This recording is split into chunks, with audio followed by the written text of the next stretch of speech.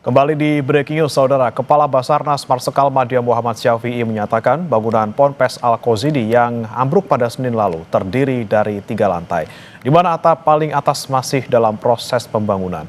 Ambruknya bangunan tersebut diduga saat proses pembangunan yang berada di lantai paling atas atau atap. Sebenarnya lokasi kejadian ini sebenarnya tidak terlalu besar. Tapi yang perlu saya sampaikan bahwa reruntuhan ini ditimbulkan dari bahwa gedung ini ada lantai dasar, lantai 1, lantai 2, lantai 3, dan saat ini kemarin sebelum adanya kejadian itu lantai 4 sedang dilaksanakan pembangunan. Sehingga dengan beban yang mungkin di situ sudah tidak seimbang sehingga terjadilah runtuh ini. Nah, pada saat runtuh inilah sebenarnya tipe reruntuhan ini sudah dalam istilah SAR itu sudah tipe pancake, di mana lantai 1 sampai lantai 4 ini tertimbun menjadi satu tumpukan. Nah, dari situlah memungkinkan di mana korban ini pada saat itu waktunya bersamaan dengan sholat asar, mereka berkegiatan sholat, pada saat runtuh sangat memungkinkan masih ada celah-celah mereka tertimbun tapi masih ada space. Kita pantau bagaimana kondisi korban yang berada di RSUD Sidoarjo, Jawa Timur bersama jurnalis Kompas TV Andi Mas Budi dan juru kamera Ismail Hasan. Selamat pagi, Andi Mas. Ada berapa korban yang saat ini masih dirawat di sana? Baik, Bremene dan juga saudara, memang untuk di RSUD Notopuro, Kabupaten Sidoarjo, sejak kemarin malam ada tambahan 5 korban dari runtuhnya bangunan di Pondok Pesantren Al-Qozidi, Buduran, Sidoarjo. 5 korban ini salah satunya adalah bernama Syekh Lendra Haikal, berasal dari Probolinggo, yang sampai saat ini untuk Syekh Lendra Haikal harus mendapatkan penanganan di instalasi gawat darurat, karena memang untuk Syekh Lendra ini mengalami luka pada otot yang karena tertimbun selama berhari-hari sehingga harus mendapatkan penanganan khusus. Namun pihak rumah sakit memastikan untuk keseluruhan korban yang kemarin 5 orang ini dilarikan ke RSUD Notopuro semakin membaik. Sementara itu sampai saat ini total ada 13 korban yang masih menjalani rawat inap di RSUD Notopuro. Sementara itu memang tim SAR kemarin malam telah berhasil mengevakuasi 7 korban, 5 diantaranya berhasil selamat dan dilarikan ke RSUD Notopuro, sementara 2 lainnya dalam kondisi meninggal dunia dan harus dibawa ke posko postmortem Rumah Sakit Siti Hajar Sidoarjo. Sementara itu untuk 2 korban yang meninggal dunia adalah Raffi Catur Okta berusia 17 tahun dan juga Muhammad Agus Baidillah 14 tahun. Keduanya ini berasal dari Surabaya, Jawa Timur. Namun untuk Raffi itu dimakamkan di Kecamatan Tanggul, Kabupaten Jember. 2 jenazah semalam sudah diberangkatkan ke rumah duka masing-masing. Bagaimana? Baik, dari 13 korban yang masih dirawat di Rumah Sakit Sidoarjo, ini bagaimana kondisi masing-masing? Apa yang kemudian menjadi poin yang ataupun menjadi luka yang dialami oleh para korban? Tentu saja bagaimana untuk 13 korban yang masih menjalani rawat inap di Rumah Sakit Umum Daerah Notopuro masih mengalami sedikit trauma. Tentunya juga mereka harus berjuang di tengah reruntuhan selama beberapa hari, terutama kepada 5 pasien yang kemarin berhasil dievakuasi. Dari 5 ini memang 1 harus menjalani perawatan di IGD karena memang mengalami luka serius pada otot di bagian kaki karena berhari-hari tertimbun material reruntuhan dari bangunan pondok. Sementara dari 13 ini rencananya menurut pihak di Rumah Sakit RSUD Notopuro, 1 diantaranya akan diperbolehkan pulang setelah kemarin menjalani observasi terakhir. Namun secara keseluruhan kondisi para pasien ini membaik dan juga mereka sudah bertemu dengan pihak keluarga. Mereka sudah mengalami peningkatan psikologis mereka, dan tentunya yang perlu diberikan adalah proses untuk menghilangkan trauma dari kejadian tersebut. Bagaimana? Oke, baik. Kemudian bagaimana dengan korban lainnya? Apakah juga masih ada yang dirawat di rumah sakit lain selain di tempat Anda melaporkan sekarang? Ya, sampai pagi ini informasi yang kami dapatkan dari sejumlah rumah sakit, tentunya dari Rumah Sakit Islam Siti Hajar, Kabupaten Sidoarjo, masih terdapat 8 pasien yang menjalani rawat inap. Mereka memang ini tergolong dari pasien yang sejak awal berhasil dievakuasi oleh tim SAR beberapa jam setelah kejadian. Dari 8 ini memang 3 sempat menjalani operasi karena mengalami luka yang cukup terbuka. Untuk Rumah Sakit Siti Hajar sendiri di Kabupaten Sidoarjo, total sampai saat ini itu mendapatkan kiriman pasien ataupun korban sebanyak 54 orang. 3 diantaranya meninggal dunia, 1 dirujuk ke Rumah Sakit Mojokerto, dan sampai sekarang tersisa masih 8 yang dilakukan rawat inap.